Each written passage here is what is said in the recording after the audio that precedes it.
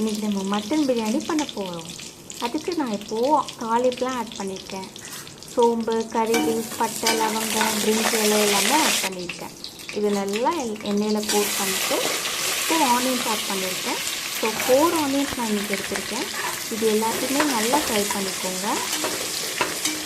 இதோடு கொஞ்சம் salt add பண்ணிக்கிட்டோன்னா அது சீக்கிரமாகவே குக் ஆகி வந்துடும்.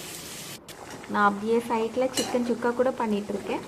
இது தனி வீடியோவாக இன்னொரு நாள் அப்லோட் பண்ணுறேன். ஸோ இப்போ நம்ம பிரியாணியில் கொஞ்சம் க்ரீன் சில்லிஸ் ஆட் பண்ணிக்கலாம். 4 க்ரீன் சில்லிஸ் ஆட் பண்ணியிருக்கேன். க்ரீன் சில்லிஸ் எப்போவுமே நமக்கு நல்லா ஃப்ளேவர் கொடுக்கும்.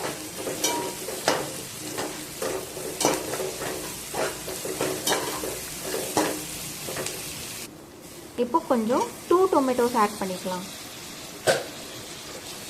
டொமேட்டோஸும் ஆட் பண்ணிட்டு நல்லா ஃப்ரை பண்ணுங்கள், நல்லா சாட்டே பண்ணுங்கள்.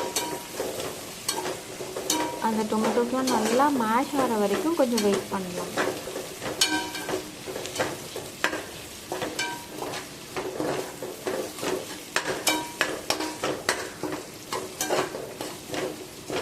சைட்லேயே சிக்கன் சுக்காவும் ரெடி ஆகிட்டுருக்கு.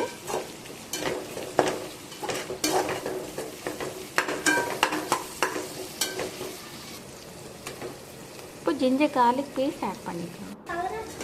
ஜிஞ்சர் கார்லிக் பேஸ்ட்டில் நம்ம கொஞ்சம் நல்லெண்ணெயும் கொஞ்சம் சால்ட்டும் ஆட் பண்ணி ஃப்ரிட்ஜில் ஸ்டோர் பண்ணிட்டோம்னா அது எப்போவுமே கலர் சேஞ்சே ஆகாது, இதே மாதிரி இருக்கும். ஜிஞ்சர் கார்லிக் பேஸ்ட் போட்டு நல்லா ஃப்ரை பண்ணிட்டு கொஞ்சமாக புதினாவை நல்லா ஃபைனாக சாப் பண்ணி ஆட் பண்ணிக்கோங்க.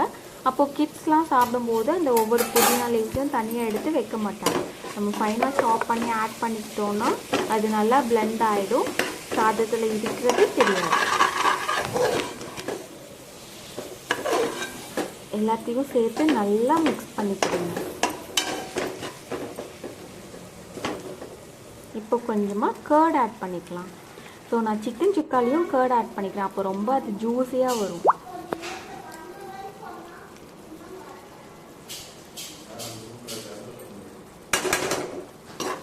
கர்ட் ஆட் பண்ணி நல்லா மிக்ஸ் பண்ணிடுங்க.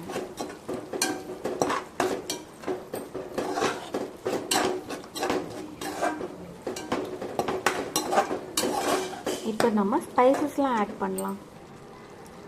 கரம் மசாலா கொஞ்சம், இது வந்து ஹோம்மேட் கரம் மசாலா, இது எங்கள் அம்மா எனக்காக ப்ரிப்பேர் பண்ணி கொடுத்தது. 1 டீஸ்பூன் ஆட் பண்ணிடுறேன்.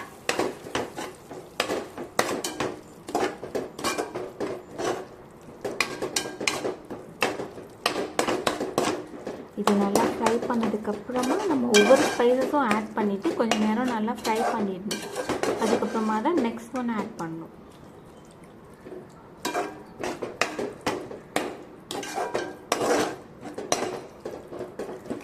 இப்போ அடுத்து கொரியாண்டர் பவுடர், இது வீட்லேயே பண்ணது.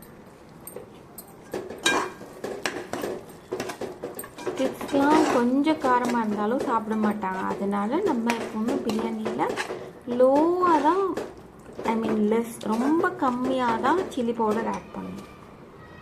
நானும் ஒரு 1/2 ஸ்பூன் ஆட் பண்ணியிருக்கேன். இதையும் நல்லா ஃப்ரை பண்ணிடுங்க.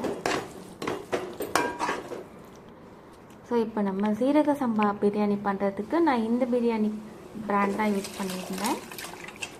ஸோ அது ரைஸை சோக் பண்ணிட்டு மட்டன் அண்ட் ஸ்பைசஸ்லாம் ஆட் பண்ணி நல்லா பாயில் பண்ணி அது நல்லா வெந்ததுக்கப்புறமா அதையும் சேர்த்து இப்போ ஆட் பண்ணிக்கலாம். இது நல்லா கோட் ஆனதுக்கப்புறமா தான் நம்ம ரைஸ் ஆட் பண்ணணும். இது கொஞ்சம் நேரம் அப்படியே க்ளோஸ் பண்ணி வச்சிடலாம். இப்போ அடுத்து ரைஸ் ஆட் பண்ணிக்கலாம். நான் ஒரு 10 மினிட்ஸ் சோக் பண்ணி வச்சுருந்த ரைஸ் ஆட் பண்ணியிருக்கேன். ஆட் பண்ணிட்டு வாட்டர் கன்சிஸ்டன்சிலாம் கொஞ்சம் கரெக்டாக இருக்கான்னு செக் பண்ணிவிடுங்க. அது நல்லா மிக்ஸ் பண்ணி கொடுத்துட்டு அப்புறமா லிட் போட்டு விசில் போட்டு க்ளோஸ் பண்ணிவிடுங்க. டன் நம்மளோட யம்மி பிரியாணி ரெடி. குலையாமல் இருக்குது. வாவ், ஸ்மெல்லும் சூப்பராக இருக்குது. நீங்களும் இதே மெத்தடில் ட்ரை பண்ணிட்டு எனக்கு சொல்லுங்கள். தேங்க்யூ.